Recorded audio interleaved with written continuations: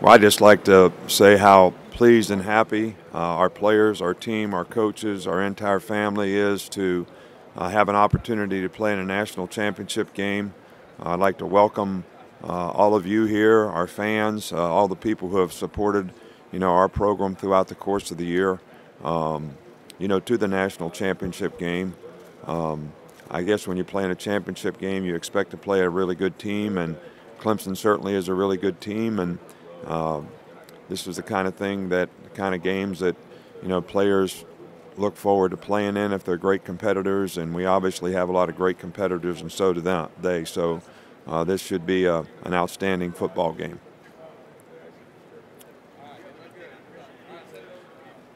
Christian Miller is questionable for the game. He hasn't been able to do a lot in practice. We'll sort of see what he can do today and sort of further evaluate his circumstance and see if he can be effective enough to contribute in the game.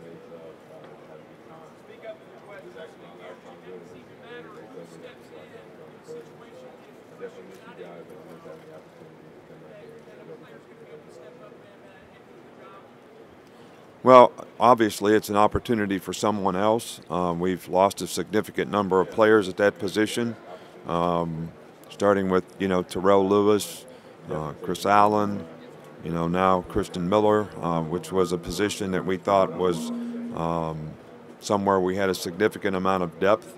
But this will create an opportunity for someone else who may not have the same experience, but we're confident that they can get ready to play and hopefully do a really good job for us.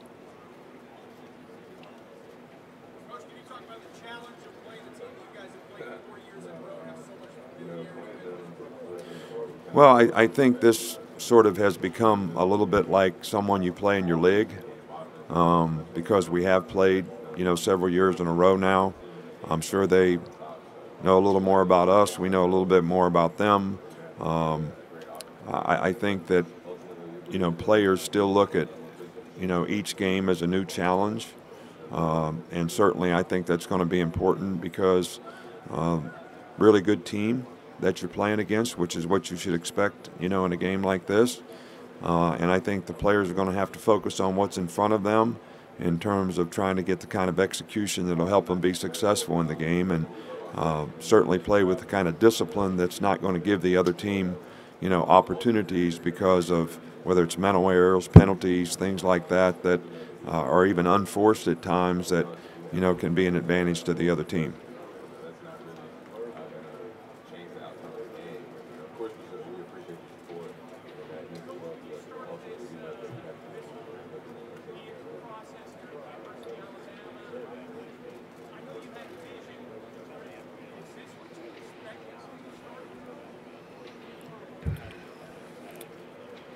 I think the expectation as a coach is you always want to try to bring the best players that you can, into the program. And, then the challenge is always how do we make them the best version of themselves in terms of how can we help them be more successful in life relative to personal choices and decisions that they make, developing a career off the field, developing a career on the field by how they progress as football players. And so I guess, the goal was always to get everybody to be at their full potential, bring the best players to the team, do the best job that you can to develop those players to be as good as they can be. So did we think that we would be able to get the kind of results that we've had the opportunity over the last few years? Never really thought of it that way, never really had some.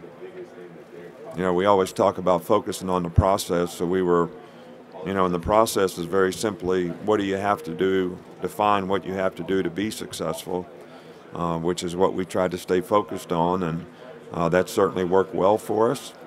But did I have some vision of we're going to win a national championship someday or whatever? No, not really.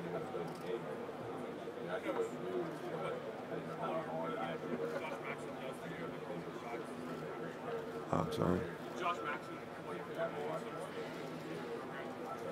Well, I think it's really important. I know that sometimes the media thinks that I'm not especially fond of what you do, but I really do appreciate what you do in more ways than you know.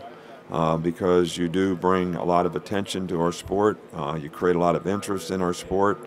You bring a lot of positive self-gratification to a lot of players by reinforcing their hard work and the things that they do to have success. And, Josh does an outstanding job of organizing that, for our entire organization. Not just for me, but for all the players. And we also do a significant amount of training for our players so that they can create value for themselves when they do have the opportunity to sort of brand themselves in front of the media, in front of the public. So I think his role is critical, and I think he's done an outstanding job.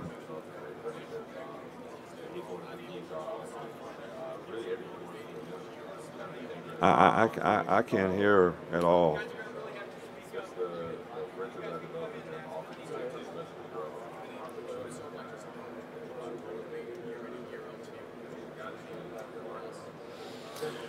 Well, I think I'm always looking ahead. I think I'm always sort of focused on the next challenge. Don't really look back, much. Always have the goal to try to get the team that we have now, the players that we have now, to play, be the best people they can be, the students they can be, the players they can be, to try to help them be successful. So, we want to try to get the best coaches and the best people in our organization to support them in every way so they can do that. So I'm just not one that ever looks back. You're always looking on, we talk about, the road to success is always under construction. So success is not something that's a continuum. It's something that's momentary. And if you don't continue to focus on the things that helped you be successful and how you improve those things for the future, you become the target for a lot of other people to try to take your place. So it's a lot like climbing a mountain. You push a rock up a mountain, but when next year starts, it's a new mountain. And you better be focused on that. And that's the way we try to approach it, with the individuals in our organization as well as our players.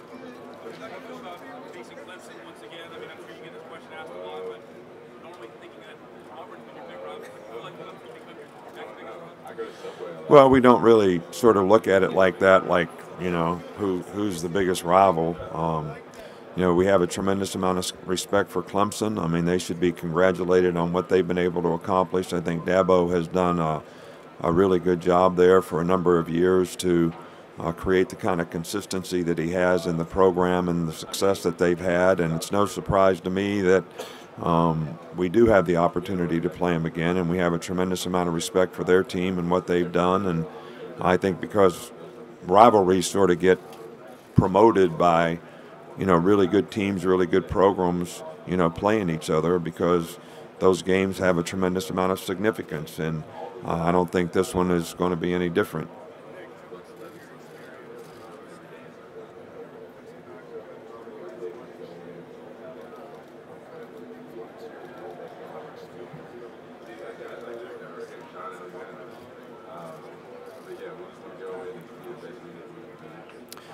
Well, my first exposure to the run and shoot was when I was a secondary coach at the Houston Oilers, and we ran the run and shoot on offense, which was a 4 wideout scheme, but really much different than what people run now in a lot of ways. Probably was, the start, the advent of maybe the spread in general, but it's developed so much through the years that there's not even a lot of similarities left, in how you have to defend, what you have to do, and the kind of patterns that people run, what they do from it, the multiples that they have. The rules have changed relative to RPOs, blocking downfield on passes behind the line of scrimmage. I think those things have really made a huge impact on how people play offense. So it's created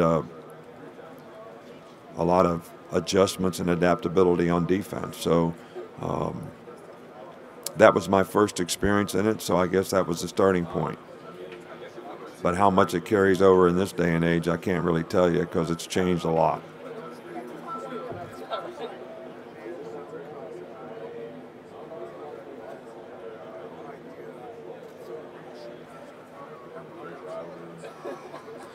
Well, that really didn't come from just the run and shoot. That's something that, when I went to the NFL, there's basically three ways that you can play. You can play man-to-man, you can play zone, or you can play sort of pattern match. And all of them have strengths and weaknesses. And so, we try to implement a little bit of each of those things in what we do right now. Sometimes you're successful and sometimes, not so much. So sometimes if you got the right thing called in the right situation, it's very helpful. I think how you sort of disguise those things probably helps as much as anything.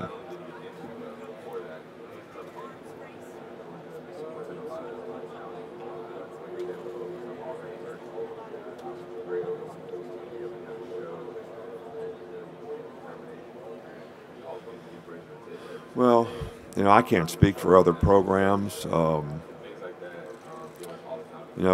We want to create a standard at Alabama in terms of how we do things, but I think not just in terms of how we play on the field, but how we create value for our players in terms of helping them be successful in the future as people, career development off the field by graduating from school, which we've done a pretty good job of, career development, football development.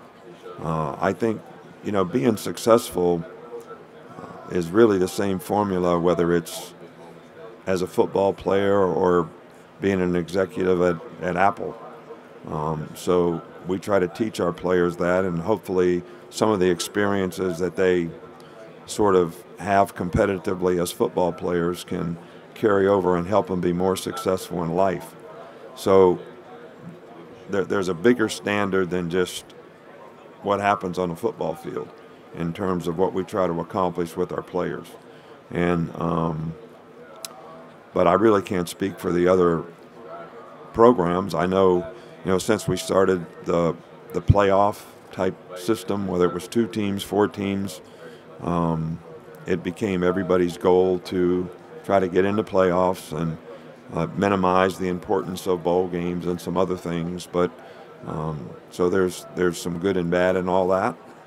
But it's certainly been a wonderful experience and great opportunity for our team and our players to have these opportunities to be in the playoffs.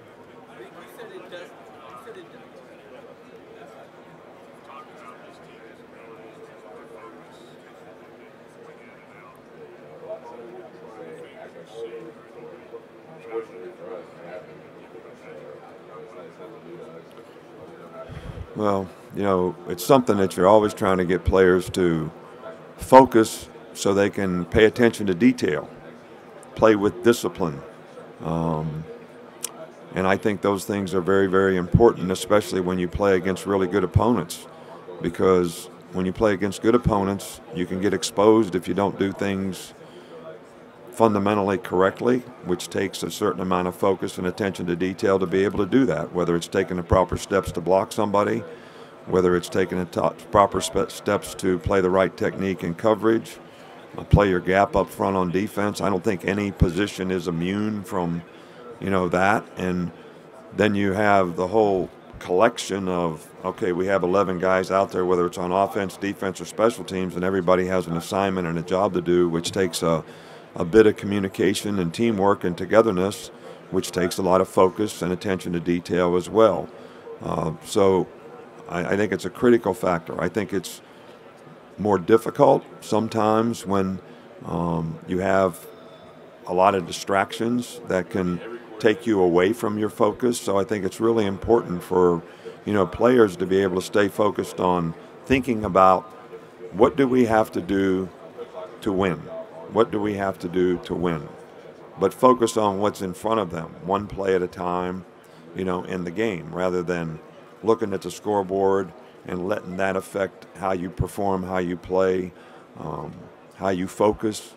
And I think last week's game was a great example of, for the first 20 minutes of the game, we were very focused, we executed well, we played well, and then the rest of the game we didn't have the same focus, attention to detail, and more penalties, more undisciplined type play that actually helped the other team. And I think players need to learn from all those experiences and do it better the next time. But when it comes to practice, we're always trying to get that in practice, because I think the way you practice develops the kind of habits that you go play with in a game. But I also think that's very challenging for players to maintain this, and for college players, 15 games in a season is challenging as well.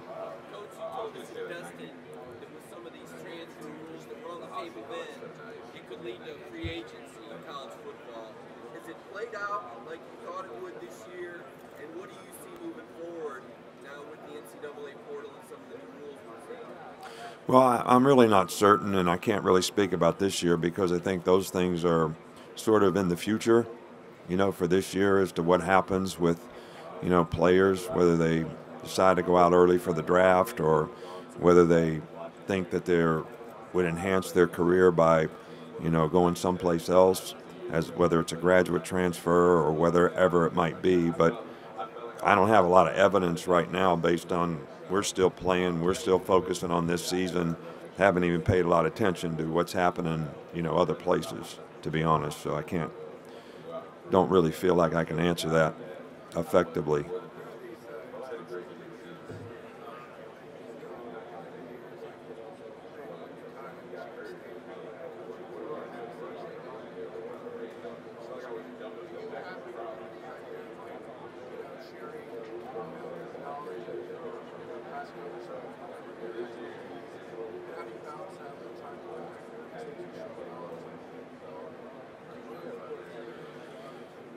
Well, I'm one of those guys that's likes secrets.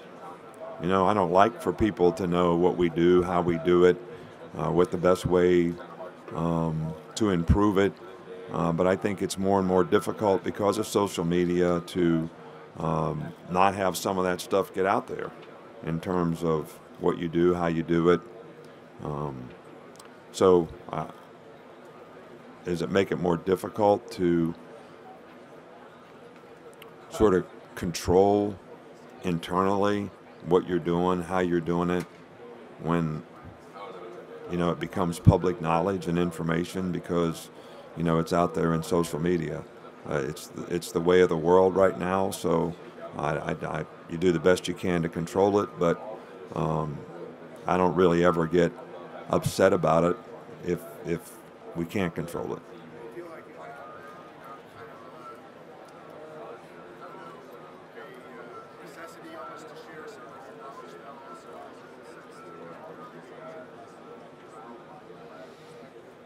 Well, I think we try to do that internally with the people in our organization, but I give a lot of speeches on motivation, success, not specific or technical football things. So I don't feel like it's my responsibility to help other people beat us, if that's what you're asking me. Coach, you obviously led to open up a lot of careers for other coaches.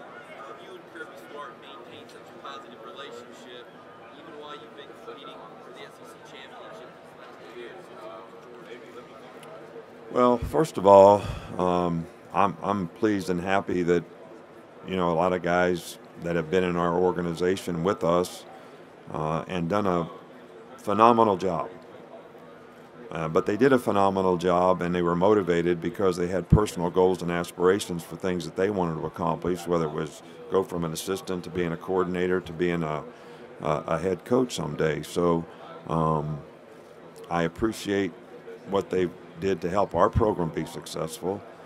And I'll always appreciate that. And to me, it's only helpful if they can go be successful at what they're doing. Um, and Kirby certainly has done a really good job of that. I think one of the things that, Bill Belichick is a good example. He and I worked together for 4 years in Cleveland. We've been good friends for years and years and years, all the way from when I was back at the Naval Academy in 1981 and worked with his father. So we coached in the same division, when I was at the Dolphins and he was at the Patriots. And we played 2 times a year. But it's not personal. I think that's where some people, when you compete against somebody, you definitely want to do the best you can, to try to help your team be successful. And you respect them because they're going to do the same thing for their team. But it's really not personal. It's not personal. You still have a certain amount of respect and admiration for them as people, the kind of person that they are, the kind of values that they have. You appreciate what they've done to help you be successful, and you understand what they're trying to do to be successful, and you have a respect for that.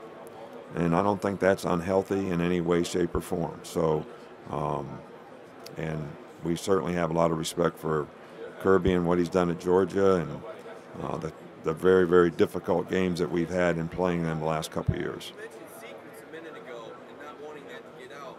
When all your assistants become so successful, doesn't that make it hard, considering they've studied under you and learned your ways? No doubt.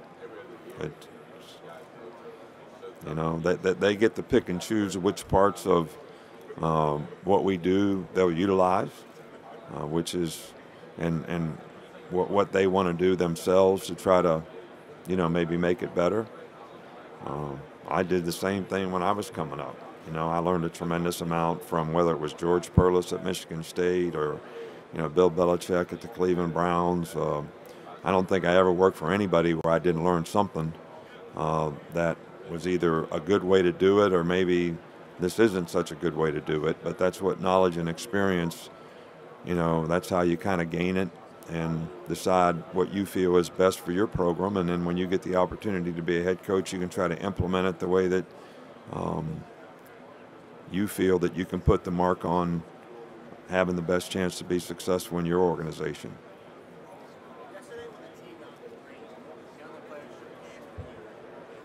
I'm sorry, I can't hear what you're saying.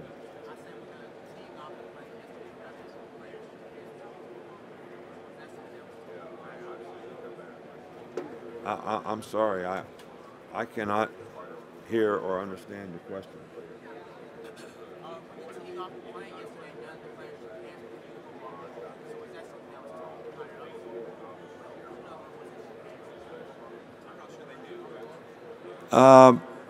First of all, I don't think anybody in our organization knew that they were going to be there. So our players weren't instructed, one way or the other. I think they just thought they were fans, that were there. I just noticed that the kids had jerseys on. So I played Pop Warner football. My dad was a Pop Warner football coach. Ida Mae Black Diamonds, you can look it up, back in West Virginia. And, so I just have a tremendous amount of respect for, guys that want to be and participate in our sport. And I was just trying to encourage those guys by being positive and shaking hands with them. But I don't think our players even knew that they were going to be there. But I think our players have done a really, really good job of community supporting the community, supporting athletics, supporting young people playing athletics. We have a lot of young people come to our practices, and our players are always engaged with them. But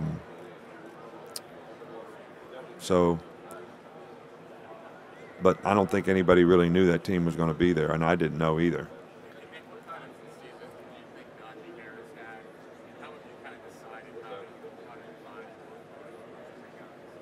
Yeah. Well, Najee has played really, really well for us all year long. He's a very talented guy. He's a hard worker. And I always like to have, we always like to have 2 or 3 guys at that position that can play. I think it keeps everybody fresh. It keeps everybody healthy. Rather than having one guy that's carrying the ball, maybe a lot of turns every game and they get wore down as the season goes on. We've been fortunate to have 3 guys that have made a real impact at that position, different guys in different games, and Najee certainly has had his share of that.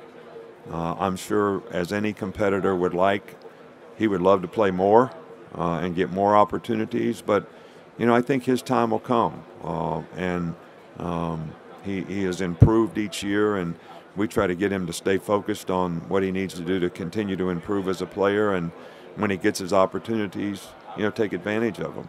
I think one thing that players don't always get, and I tell them all the time, is, when I was an NFL coach, they made a reel of the plays that you played. So I sometimes didn't know if a guy was a starter. I didn't know if he played 20 plays in a game or 70 plays in a game. I was just evaluating the plays that he played. So the key to the drill is to go be the best player every time you get an opportunity to play. Because if you were going to evaluate that season, you would only look at that guy when he was playing. You wouldn't necessarily say, how many plays did he play? You would evaluate him on how he played in the plays that he played. And that's really what we try to emphasize with our players, because that's how they're going to get, eventually evaluated. And that's how they create a brand for themselves. So if they're frustrated about how many plays they're playing and they don't play very well when they're playing, they're not creating any value for themselves.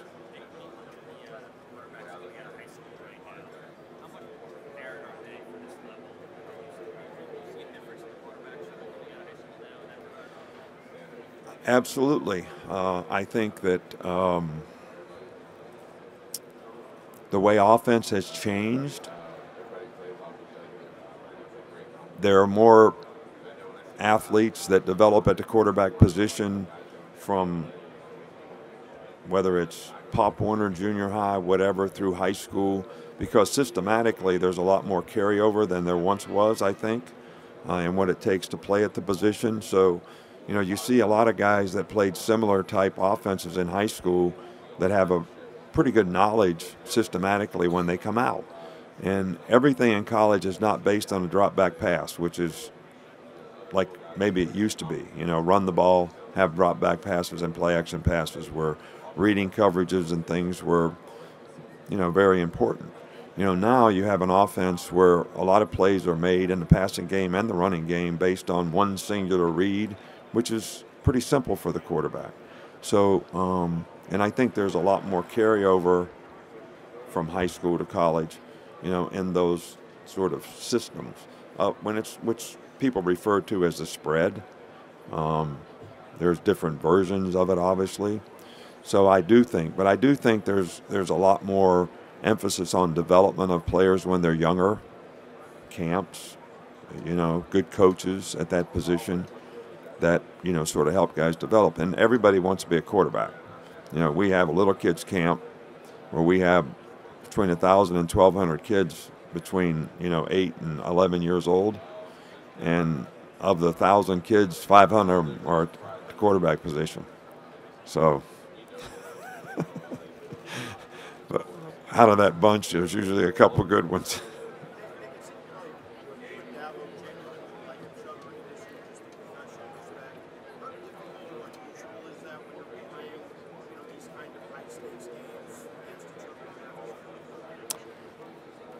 For me, I don't think it's that unusual. We have history together. He has history at Alabama. We have history together personally. We spend time sometimes in the off season. We have homes at the same place in Florida. I know his family well. He knows my family well. We have a lot of mutual friends. Again, I go back to when you play these games, it's not personal. I want to do the best for our team, and I'm sure he wants to do the best for his team, and I certainly respect that. And But it's not personal. You know, you don't necessarily have to dislike the other guy to play against him. When you're hanging out in Florida, you're not talking about No, we don't. We don't usually talk about our game. Sometimes we talk about, you know, things that are significant, you know, in our profession. Whether it's the game itself, rules, early signing dates, you know, just a myriad of things. You know, recruiting rules. But we really don't talk about the games that we play against each other.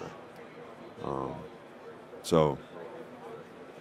Coach, you said that you are happy with where the college football playoff is right now, 4 teams. There are some others, Brian Kelly among them, who says there's an appetite for this to grow beyond 4. Why do you believe 4 is the good number? And if it goes to 8 or more, how does that affect you and the University of Alabama? Well, you know, my view is from 1,000 feet. How does it affect college football? Not how it affects Alabama, or not really even whether 4 is the right number.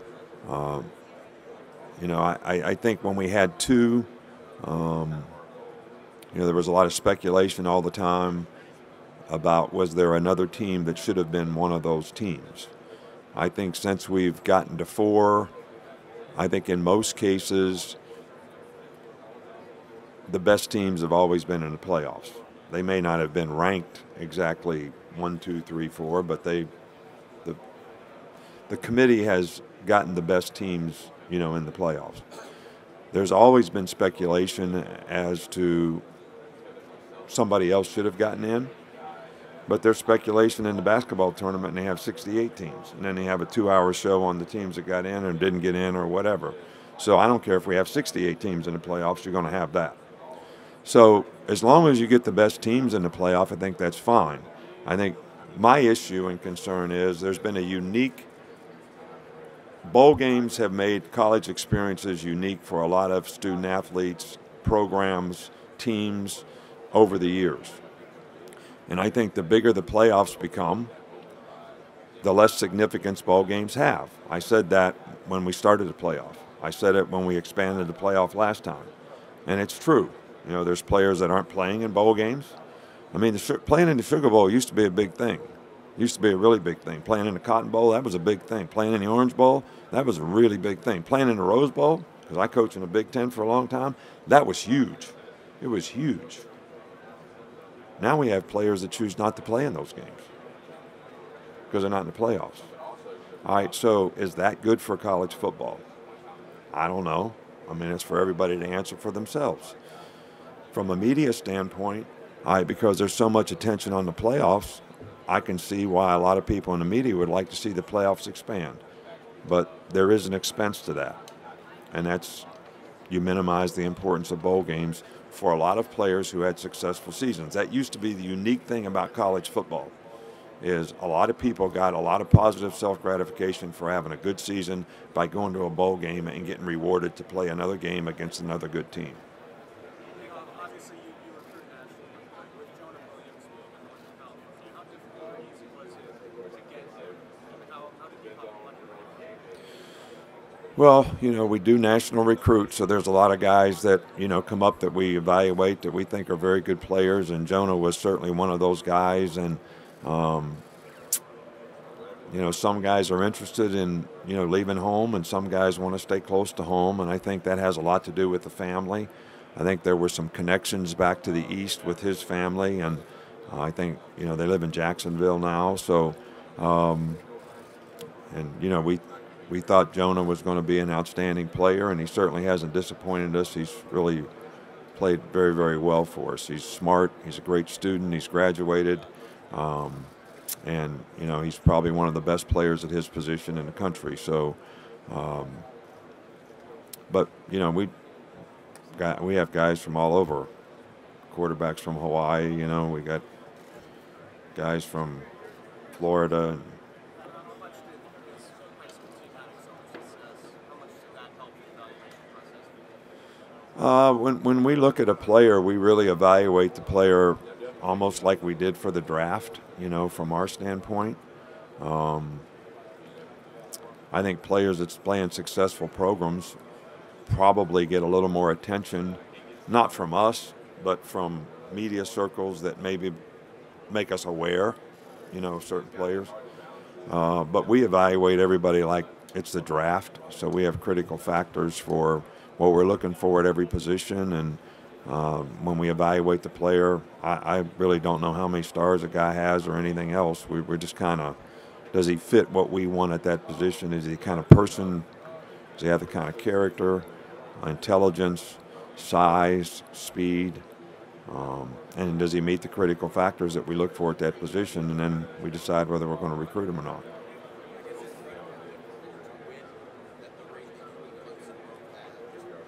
What kind of a toll does it take? I mean, this is your first straight national championship. What kind of a toll does that take to get to this point of the season? Well, I think it's a little bit like climbing a mountain. Obviously, it gets a little more treacherous when you get to the top. Mistakes probably have a greater significance.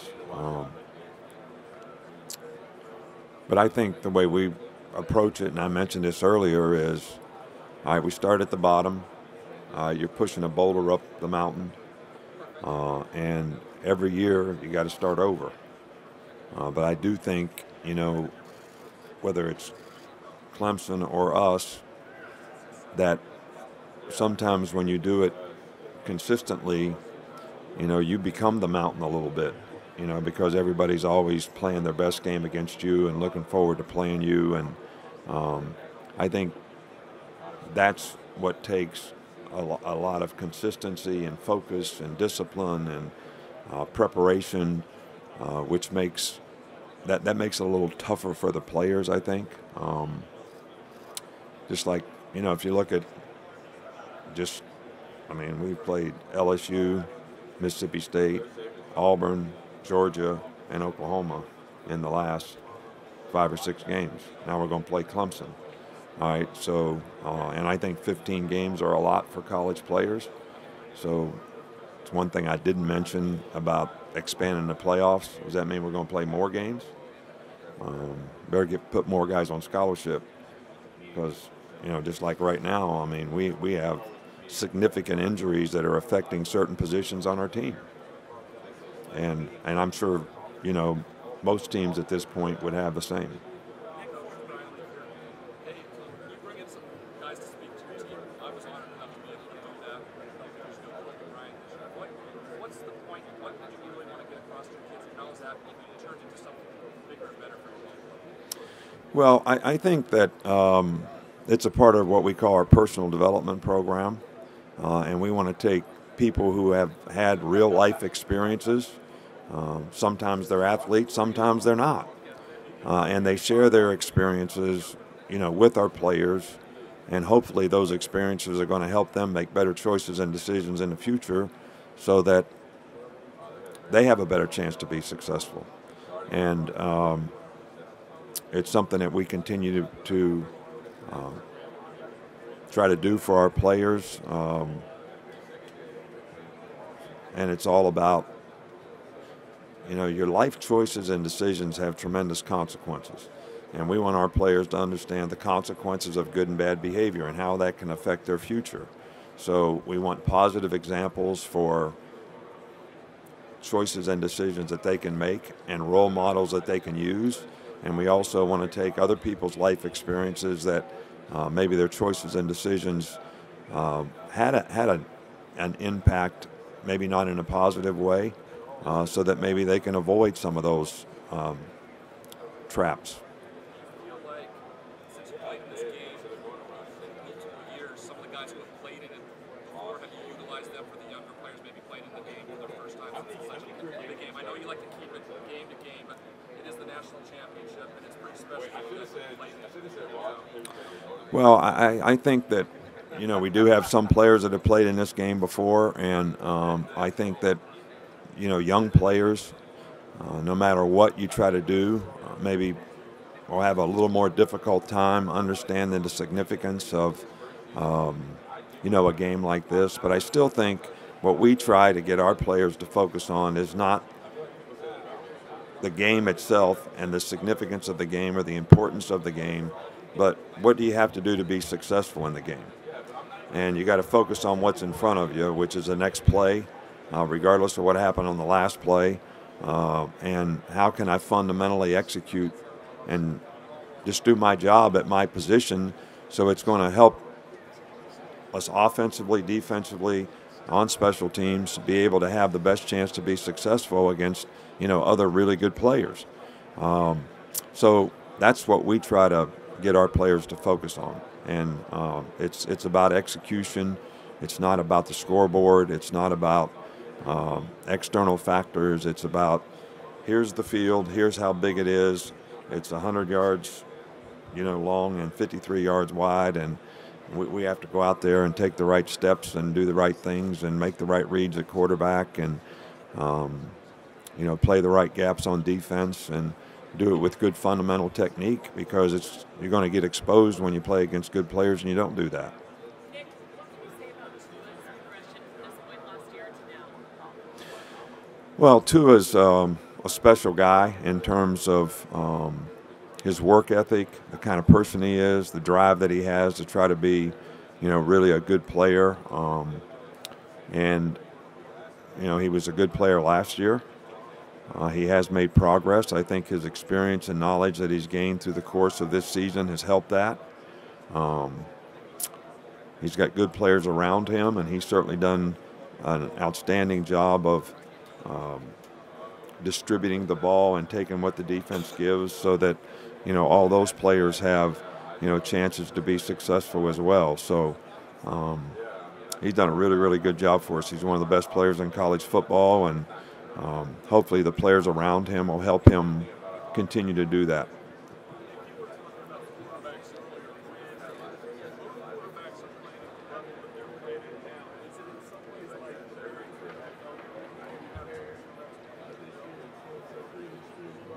Well, I think, both these quarterbacks have NFL potential, no doubt, and the offenses that they run certainly have sort of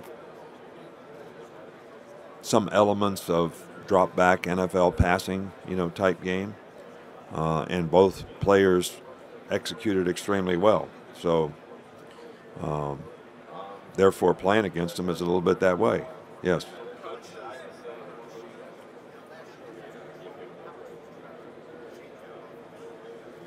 I'm sorry. I think I don't know if their offensive system has changed. I think how they utilize the players is a little bit more like when Deshaun Watson was playing. They have ability to throw the ball vertically down the field. They've got some really good skill guys outside that have done a really good job of making explosive plays. Trevor Lawrence does a good job of throwing the ball down the field. So that was an element of their game last year that maybe wasn't quite as significant as it was before. They had a lot more quarterback runs and things like that that were difficult to defend, which utilized the quarterback's talents that they had. So systematically, not different. How they utilize the people in the system is different. Coach, obviously a lot of pressure, a lot to prep this time of year. Is there anything you do to relax or unwind getting ready for a game like this? Not really. I mean, I'd be open to suggestions if you have any. But, you're trying to do the best you can for your team, and it takes a lot of time to prepare for these games, to prepare for practice, and, try to keep people in the organization focused on doing what they need to do to continue to try to improve. I mean, and there's not a lot of time for, other things. So, I can't think of anything I've done recently that, maybe sitting in my chair watching TV for a half hour when I get home at 10 o'clock or 11 o'clock at night. But other than that, watching the Weather Channel in the morning, having a cup of coffee and 2 Debbie cookies with Miss Terry for 15 minutes, that's about the extent of it. You haven't had a chance to watch Bird Box then? No, I haven't.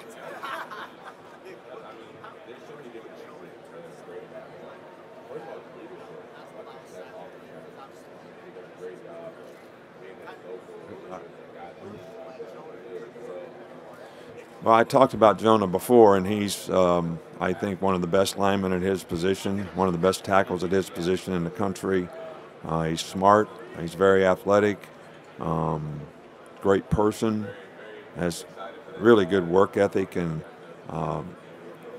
prepares for every game like any coach would like every player to, prepare. And he's performed extremely well and with lots of consistency, throughout his career. And we're extremely proud of, the way he's developed and the kind of person that he is and the kind of leadership that he shows to, other players on our team. Oh, I think he'll be outstanding. I really do. I think Jonah is one of those kind of guys. Even though he's played tackle for us all the time, he could be a world-class center, guard, and I think he can play left tackle. Probably could play right tackle. He could probably play all 5 positions because of how smart he is and the kind of athlete that he is. Coach, I was wondering, as an old defensive back yourself, are you at all more, and are you at all more hands-on offensive backs? How does kind of your experience there affect the way your team defends? Well, I do probably spend more time with the defense than, other parts of our team, and I do try to help, coach the secondary. I think, now when you're playing 5 and 6 defensive backs, sometimes the secondary coach needs a little help. So I kind of always classify myself as his GA in terms of maybe taking, guys at a certain time in practice and trying to help their development. So I do, but I played quarterback before I played defensive back. But and I got a really good interception arm now. One of the better ones. I'm pretty good at throwing interceptions. I've been throwing them for about 40 years. Coach, you coached against Mark Richt for many years, the former Georgia coach, Miami coach. Just your thoughts on Coach Richt and his career? Well, I think Mark is, I think one of the great coaches in our profession. He did a wonderful job at Georgia for a lot of years. Left there after winning 10 games. I think his last team. Certainly did a good job at Miami. I know they had their struggles this year, but sometimes in one year, if you can lose players at a certain position, or I don't know all the issues. I don't follow it that closely, but I have a tremendous amount of respect for him as a person, professionally as a coach, and his contributions to our profession over a pretty significant period of time.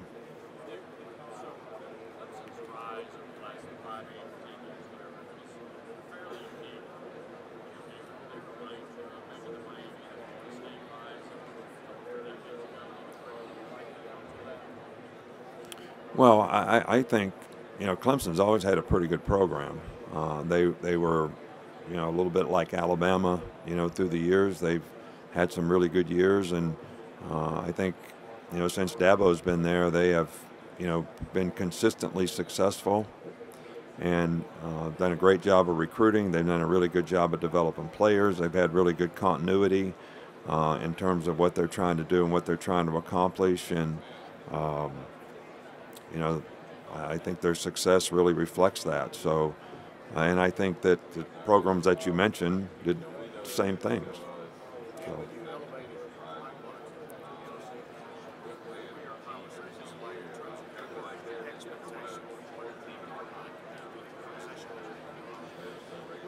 Well, Mike was with us as an intern for a year. Then he was a receiver coach for a year. He had been a coordinator, on several occasions in the past, and done a really good job. I really liked Mike's sort of demeanor with the players and how the players responded to him, and he's got really good leadership qualities about him. He's really well liked by the players. They respond well to him. So, and I knew that the kind of team that we had coming back, there were certain things that were in his background and his past that he had done that would be very effective for our team. And that was part of the decision and part of the expectation and what we talked about. I'm sorry? I think he'll do, really good, really well. I think, every head coaching position is a little bit different in terms of who you can recruit, how you can recruit, what kind of support do you have in the program. And I think he's got a challenging job ahead of him. But I think if anybody has a chance to be successful in that position, I think, Mike is the guy that could do it.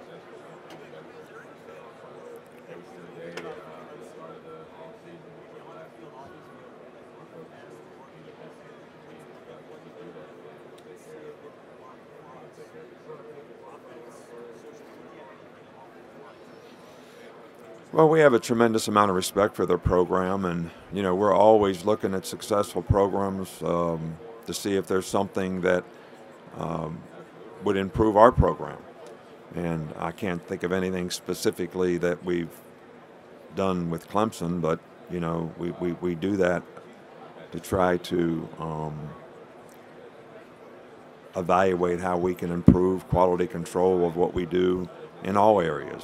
Academics, nutrition, medical staff, strength and conditioning program, academic support. I mean, we're always evaluating all those things,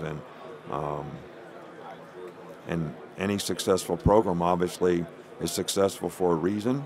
So we're always going to look into some of the things that they do. One of the unique things about Clemson is they have a lot of Alabama folks there. Some have worked for us, some not, but so there is a little bit of a different kind of relationship, I think, in a positive way. This is a good place for the national championship in the Bay Area. Your thoughts on playing in Levi's? Look, they've always had great venues everywhere we've gone and played in these games, and certainly we think this is a great venue. We have some really, really qualified people who make the decisions about where we play, and to me as a coach, I don't worry about those kinds of things. We knew this is where the game was going to be, and that's where we got to get ready to go play. And we're happy to be here, and we think that the people here have been very helpful and supportive, and helping our team feel welcome, and having the hospitality that we need to have to be able to continue to prepare for this game.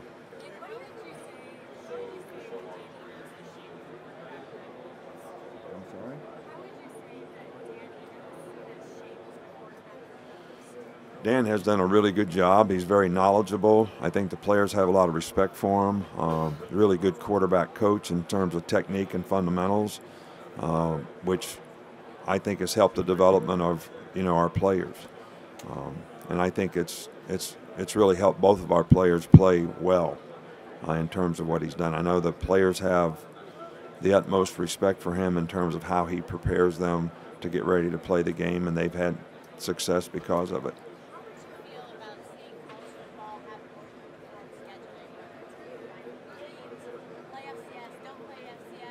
Ladies and gentlemen, there are 5 minutes remaining in the Alabama media session. 5 minutes remaining. Fans, don't forget to pick up your free Playoff Fan Central ticket upon exiting. Well, I've talked about this a lot before, to no avail. So nobody is supportive of what I believe. I think that we should play all Power 5 conference schools should play all Power 5 conferences. Now maybe that becomes Power 6 conference. I don't know about that part of it. And I think we should play more games in our league. And that when we play other games, they should be against Power 5 conference schools, so that you could actually lose a game or two and still have a chance to get in the playoffs. And it would be more based on strength of schedule and things that you've done. It's more like in basketball than it really is in football. And so then I think you would be able to evaluate who has the best teams a little bit better, because we all wouldn't have 3 or 4 games a year that were sort of not significant in terms of how you would evaluate. And you can't, it's hard to qualify, is this league better than that league? How many good teams do they have in that league? How many? I mean, those things are difficult. But if we all played each other more, I think it would help that.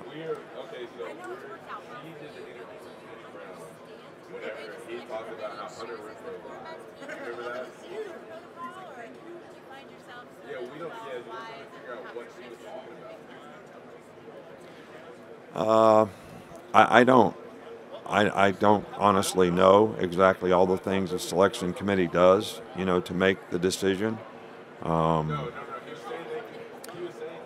just assume that they, from several different resources, look at the total body of work, that a particular team does relative to, strength of schedule and, those types of things. So, but we're not on a level playing field now. All right. I mean, if you play a championship game, we played a top 4 team in a championship game. So we actually played an 8-team playoff this year for our team. Some teams didn't have to do that. And, the other thing that I would recommend to you all is, why do we have 8 weeks of rankings leading up to who gets in the playoffs? Why don't you do it like basketball, when you take the whole body of work that a team has done, including the championship game and who they played in the championship game? That might affect the seeding and the rating of who goes where.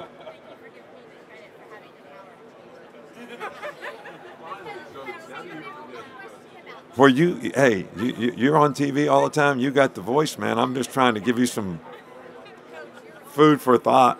So please don't kill me over this. I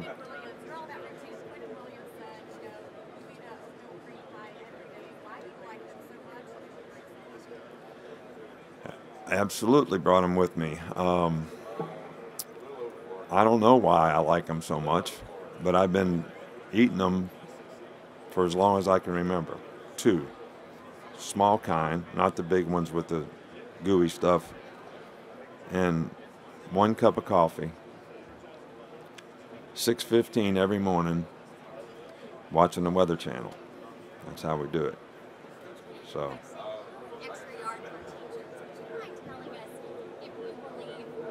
Ladies and gentlemen, there's 1 minute remaining in the Alabama media session. 1 minute remaining.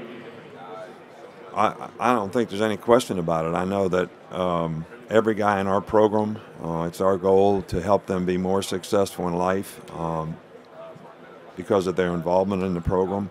We believe in personal development. We do a lot of personal development programs. We have mental conditioning for success. We have peer intervention for behavioral issues, drugs, alcohol, agents, gambling, domestic violence, how to treat the opposite sex, macho man stuff, fights, guns, all these types of things.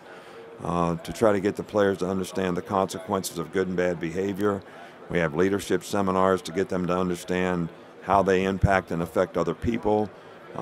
We have branding seminars, whether it starts with communications, how do you get, interviewed, how do you brand yourself publicly in so many ways. So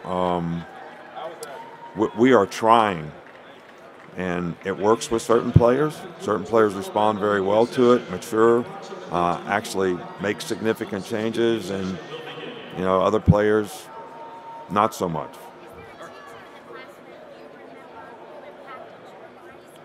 No question. I had a lot of great mentors when I was growing up. My high school coach, other than my parents, probably had as much impact on me and my future and direction, and certainly my college coach, Don James, and whether it was Miss Turkovich in high school playing geometry. I remember them all, and they all had some kind of. Rose Matthews was my English teacher in high school, and I didn't like English, and I didn't have very good grammar, and I probably still don't. And she helped me realize the importance of communication.